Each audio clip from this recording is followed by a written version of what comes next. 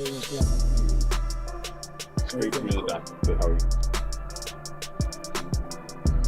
Champs in the house. Let's go, baby.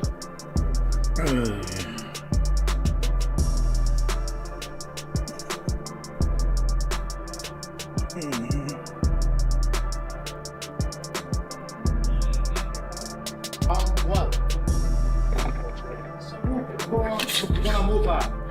30 seconds. What a beautiful left hook. I like the way you prepared before, just like that, Mike. Just one. Exactly. How can I touch you? Explode body shots. Beautiful. He can find you. He cannot find you. Very loose. Just like that. Beautiful. Eyes on him. You hunt him. Beautiful cross. 15 seconds. Slow. Good. Oh, yeah. Beautiful combination, Mike. Your head after your last one. Tyson's training footage doesn't look like nostalgia content. It looks like a heavyweight storm being rebuilt in real time.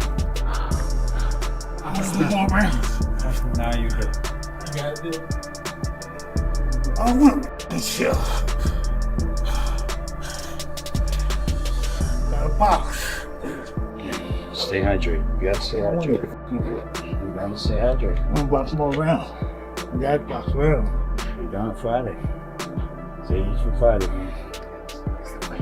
Huh? You know you can do things else like that. You know you can. You know you can. I need boxing. That's my thing. You know, that's cool for your head. I need boxing. That's what I gotta do. I gotta box. Warn them off.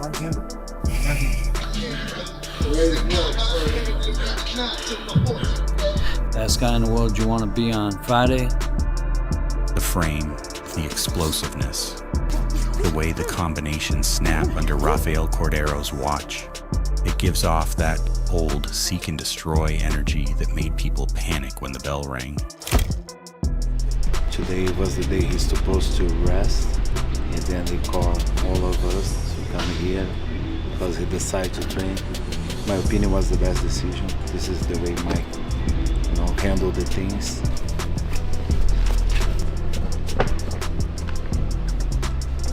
So what?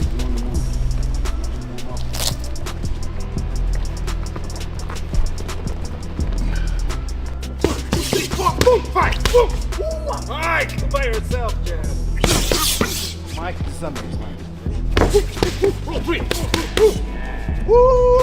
Puta que pariu! Excelente, Mike. Excelente for good, Mike. Excelente para distância. Smoke that joint to go to gym. Here we are. Yeah, you know? Yeah, here we are. He's devastating, man. 5, 4, 3, 2, and 1. The level of the game invents itself. People that participated add to it. Floyd Mayweather may have the perfect record and a reputation as a defensive genius, but Mike Tyson brings something far more intimidating. 44 knockouts and raw, psychological power. This isn't just about physical strength. Tyson's presence alone creates fear before a punch is even thrown. That's the kind of danger numbers can't fully explain. Distance. Nice distance. Nice one, Mike. Nice one, Mike. Nice one, Mike. 5, 6, 4, Mike.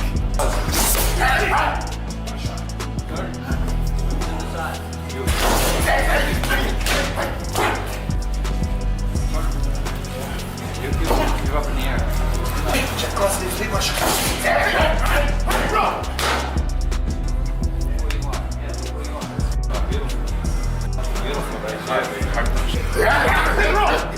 Nice one, Mike. Nice one, Mike.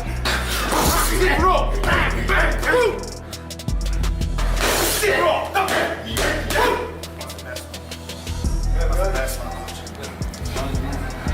That's the best one. Zero. Push on.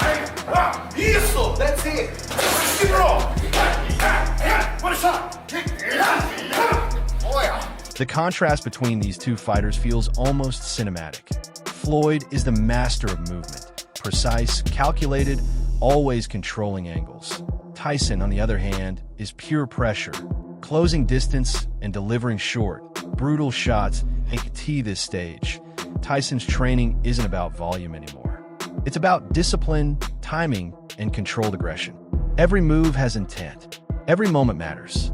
Mike's just different. I've worked with some very exceptional athletes throughout my life, and they're all remarkable in their own way, but Mike's just a whole different animal.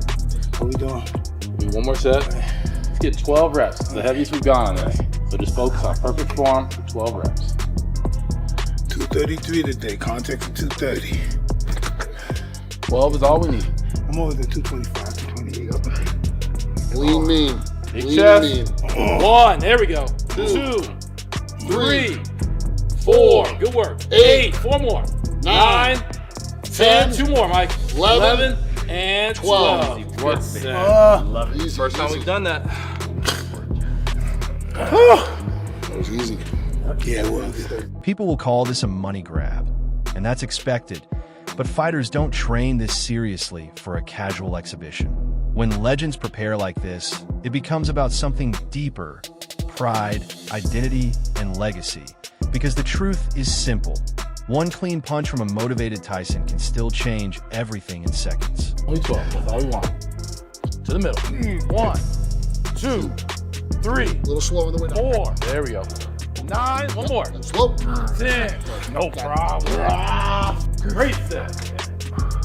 Best set yet. Final round. Last one, Mike.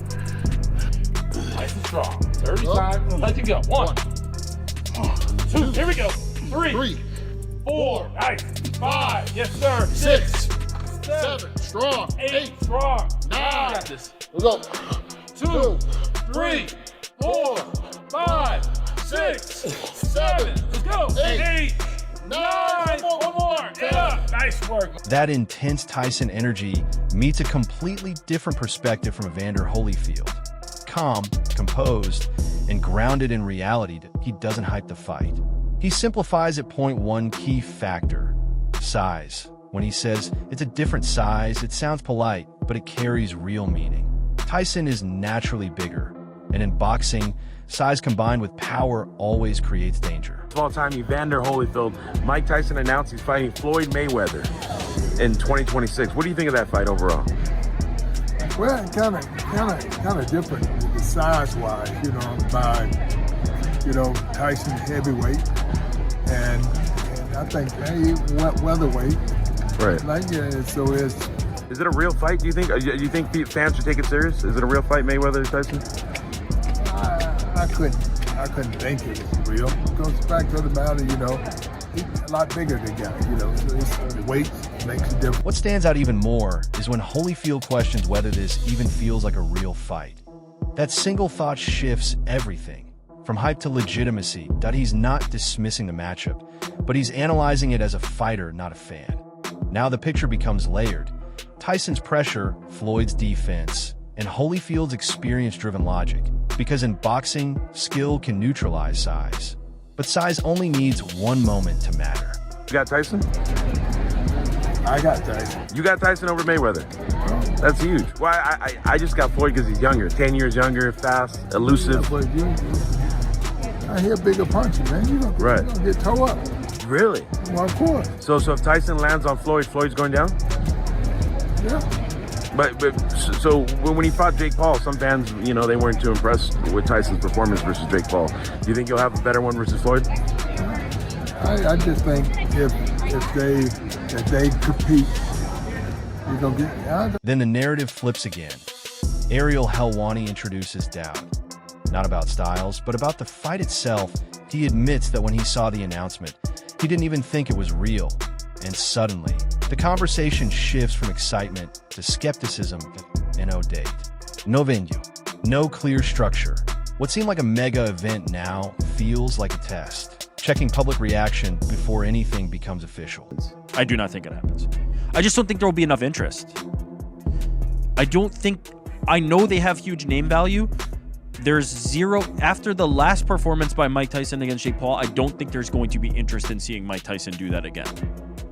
I think if this match was made on the heels of Mike Tyson versus Roy Jones Jr., I think this would be blockbuster. I think people would be falling over themselves to consume this.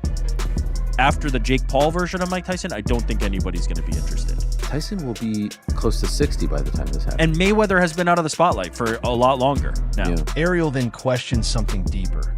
Do fans even want this fight? This isn't criticism. It's about demand. Nostalgia worked with Roy Jones. Curiosity worked with Jake Paul. But Floyd versus an almost 60-year-old Tyson? That's a different story. Even Ariel admits he'd rather see Floyd versus Manny Pacquiao again. Yet here's the contradiction. Everyone doubts the fight, but keeps talking about it. That alone proves the power of these names. Even if it does happen, it's just like, who really cares? Yeah. Like, it's not them at their highest level. It's an exhibition. Everybody will clown on it when it eventually does happen. There is a way that exhibitions can be fun. Tyson versus Roy Jones was actually like the best version of that, right? An exhibition that like I thought was exciting, delivered for the fans, but also that was so long ago for Mike Tyson. The version that we saw like against early Jake Paul, 50s. Yeah, the version that we saw against Jake Paul just can't Against do it the anymore. guy around his size too. Floyd Mayweather is not that. Roy's pretty small, but So no, not as small as Floyd though. Yeah, Roy fought at heavyweight at one time. Just when doubt builds up, Frank Smith shifts the entire tone. That he confidently predicts Tyson winning by a controversial first-round knockout. Casually, like it's nothing that IT sounds extreme, but it captures boxing's chaos perfectly. Point one moment, you're discussing structure and future prospects. Next moment, you're imagining a legendary knockout. And that word, controversial, says everything. This isn't certainty. It's unpredictability. He's a brilliant fighter, but he obviously needs to apply himself in the sport to get the best out of it.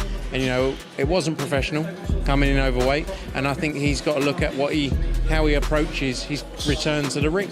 You know, because boxing isn't a sport where you can cut corners. And I'm not saying he did, but you know, the weight it doesn't help him in these kind of nights. But a great fight, and respect to both of them for that. This is where logic and imagination collide, that on one side. Floyd's defensive IQ is nearly untouchable, that on the other. The image of Tyson landing early is exactly what fans visualize. Boxing splits into two realities: logic, timing, age, strategy, spectacle. One punch, one moment, one shock. And somehow, both feel possible. Mike Roy was super interesting. It was in the, very kind of early stages of the pandemic. Yeah. 8 months in, but we were still kind of dark and depressed at that point. And like Tyson hadn't fought. It was nostalgic. It was Roy. Okay, so I got the appeal. I got the appeal of Jake because he was so much younger and he's, a novice compared to Tyson. I don't know. Okay, now what's the appeal? After everything, training footage, expert opinions, skepticism, and bold predictions, we're left with a strange paradox. Logic says this fight doesn't make sense, but legacy says you're still going to watch. Tyson represents danger, Floyd represents survival, and the business side guarantees attention no matter what. This isn't just a fight. It's a clash of ideas, myth versus mechanics, nostalgia versus reality, spectacle versus competition. Because let's be honest, fans analyze, debate, and criticize, but when legendary names appear, they still tune in. That's boxing psychology. And legacy? It's undefeated. Oh, now the question is yours. Does Tyson's power and size create real danger? Or does Floyd's defense turn this into a tactical masterclass? Drop your thoughts in the comments. And don't forget to like, share, and subscribe. Movie Camera.